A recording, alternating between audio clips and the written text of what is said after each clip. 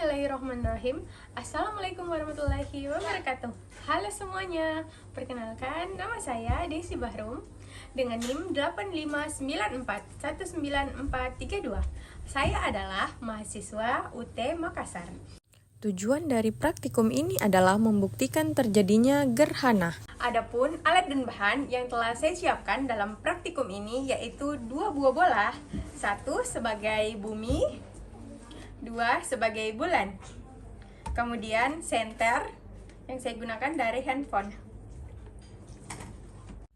Definisi dan penjelasan singkat tentang gerhana. Gerhana bulan terjadi ketika bumi berada di antara matahari dan bulan.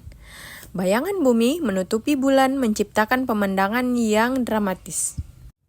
Kapan gerhana bulan terjadi? Gerhana bulan terjadi ketika bumi berada di antara matahari dan bulan, sehingga menghalangi cahaya matahari untuk sampai ke bulan. Fenomena ini terjadi saat bulan purnama yang terjadi setiap malam hari. Gerhana bulan total terakhir yang dapat disaksikan di Indonesia terjadi pada 7-8 September 2025. Gerhana matahari terjadi ketika bulan berada di antara bumi dan matahari, sehingga menghalangi cahaya matahari untuk sampai ke sebagian permukaan bumi.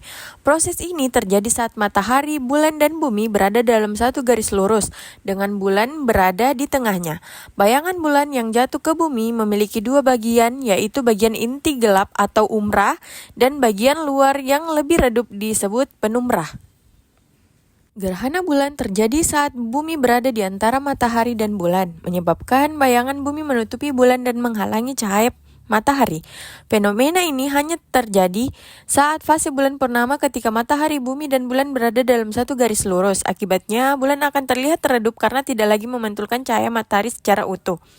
Bayangan bumi yang jatuh ke bulan akan menghalangi cahaya matahari untuk sampai ke bulan.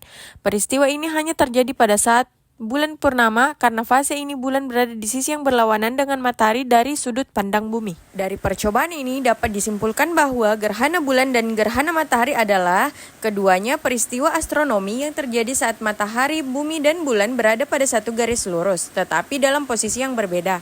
Gerhana matahari terjadi ketika bulan berada di antara matahari dan bumi sehingga bayangan bulan menutupi sebagian atau seluruh permukaan bumi. Sedangkan gerhana bulan terjadi ketika bumi berada di antara matahari dan bulan sehingga bayangan bumi menutupi sebagian atau seluruh bulan.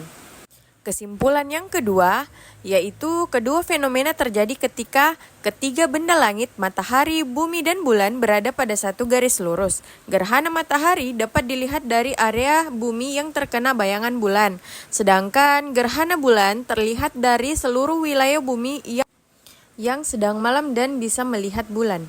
Itulah tadi praktikum yang telah saya lakukan. Semoga bisa menjadi referensi untuk teman-teman semuanya. Terima kasih. Assalamualaikum warahmatullahi wabarakatuh. See you.